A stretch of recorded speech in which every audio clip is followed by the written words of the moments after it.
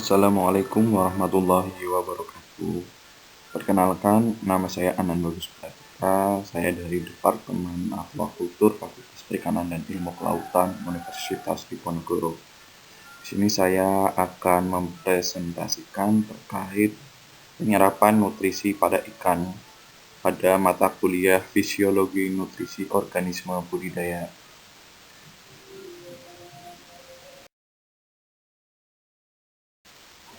Apa itu penyerapan? Penyerapan atau absorpsi merupakan proses di mana makanan yang dikonsumsi ikan dicerna di dalam saluran pencernaan, kemudian diserap oleh dinding saluran pencernaan dan muncul dalam aliran darah sebagai molekul-molekul komponen. Nutrien yang telah dicerna kemudian akan dialirkan oleh pembuluh darah menuju hati dan digunakan untuk proses metabolisme. Hal tersebut menurut Putri et al. 2017.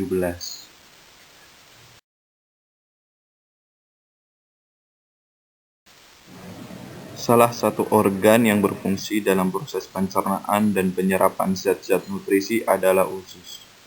Proses penyerapan yang paling bagus terdapat pada usus proksimal yang memiliki tinggi villi, lebar villi, dan jumlah villi yang banyak. Dapat diasosiasikan dengan peningkatan penyebaran nutrisi masuk ke dalam aliran darah.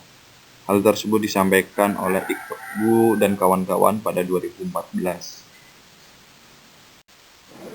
Dinding usus bagian dalam terdapat jonjot usus atau villi yang banyak mengandung pembuluh darah. Setiap jonjot terdapat tonjolan lebih kecil atau disebut dengan mikrovilli.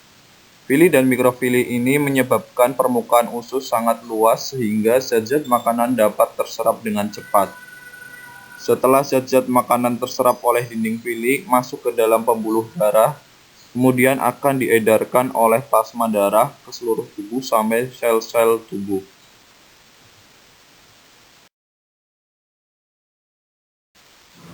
Menurut Mumford dan kawan-kawan pada 2017 yang menyatakan bahwa bagian anterior memiliki 4 fungsi, diantaranya transportasi bahan makanan dari perut ke usus posterior, kemudian untuk pencernaan lengkap oleh sekresi enzim dari dinding dan aksesori kelenjar, kemudian untuk menyerap produk akhir pencernaan ke dalam pembuluh darah dan getah bening di dindingnya, dan yang terakhir yaitu untuk mengeluarkan hormon tertentu, yaitu sekretin merangsang sekresi pankreas.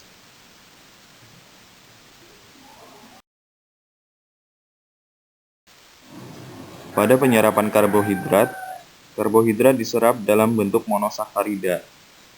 Kemudian pada lemak diserap dalam bentuk asam lemak dan gliserol, dan pada protein diserap dalam bentuk asam amino.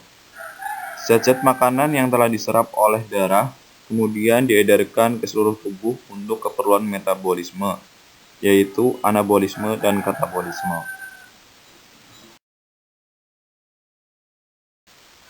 Selanjutnya yaitu mekanisme penyerapan. Pertama yaitu difusi sederhana. Masuknya nutrien karena perbedaan konsentrasi. Media transport tersebut berperan dalam pengangkutan gula, asam amino, vitamin, dan bahan lain dari luar sel ke dalam sel. Kemudian ada difusi dengan bantuan pengangkut yaitu pada membran sel. Ada protein membraner berperan dalam proses penyerapan tersebut. Kemudian yang kedua yaitu transport aktif. Salah satu fungsi dari membran sel adalah sebagai media transport bagi sel. Transport aktif merupakan transport partikel-partikel melalui membran semi-permeabel yang bergerak melawan gradien konsentrasi yang memerlukan energi dalam bentuk ATP.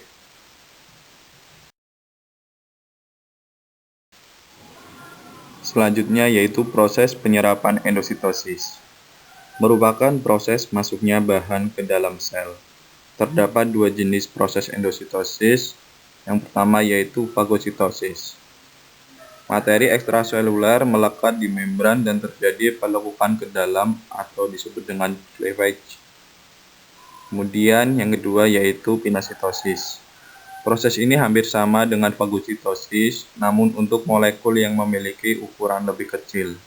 Biasanya berupa droplet atau tetesan cairan yang di dalamnya mengandung bahan-bahan makanan.